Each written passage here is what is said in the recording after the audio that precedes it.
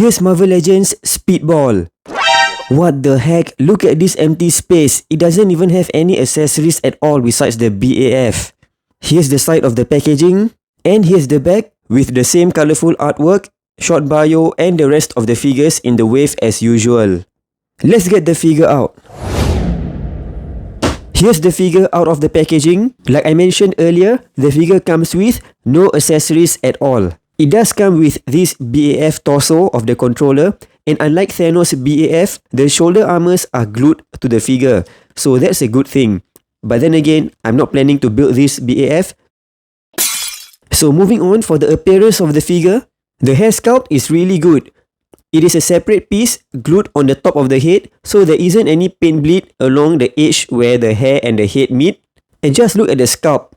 It's really good, all kind of like being pushed to one side. Really great volume to it.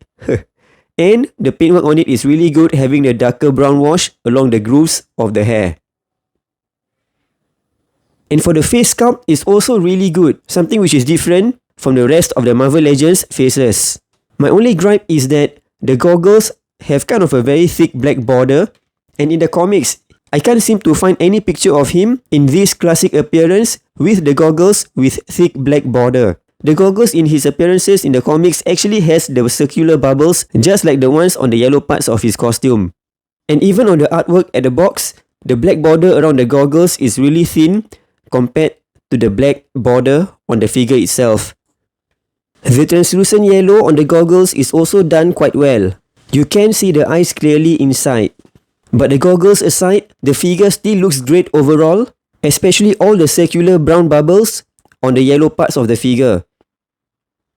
It's actually really well painted. The only one for mine is this over here, where it's kind of smudgy, but other than that, the paintwork of the circular bubbles is really good on my figure. So overall, the appearance of the figure is actually really good and quite comic accurate besides the goggles like I mentioned earlier. Oh, one thing about the paintwork is that the forearm is casted in yellow. So this blue paintwork that goes over the yellow part isn't painted well, as you can see over here. And also on the other side as well. But this one isn't so bad. This one is. You can also see a very slight difference in shade of blue because this one is blue paint over yellow base, unlike this one which is casted in blue, just like the rest of the figure. Not so obvious, but just something to point out. For articulation, is on the Sunfire body mold with the hole at the back. Head is able to look up this much and down, able to tilt very slightly. Arms go up this much to the side. Bicep swivel. Double hinge elbow joint, not pinless. Wrist hinge and swivel. Butterfly shoulder joints, quite a good range to it.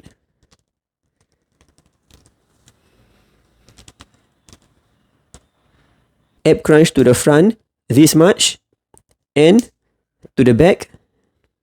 Waist swivel, able to do quite a decent amount of split. This amount of Van Damme split. Legs go up to the front, this much. Thigh swivel. Double hinge knee joints. And the normal hinge and pivot of the ankles. Decent articulation for this Speedball figure. For a bit of size comparison, here is Night Thrasher, Firestar, and Scarlet Spider.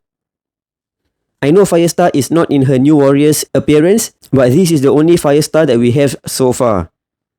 Overall, even though I'm not really a big fan of New Warriors, I really like the appearance of this Speedball figure. The circular brown bubbles are really done well, and I actually really like the head sculpt despite the slight inaccuracy in the goggles. I really do wonder if Hasbro will release Justice and a few others of the New Warrior characters to complete the team.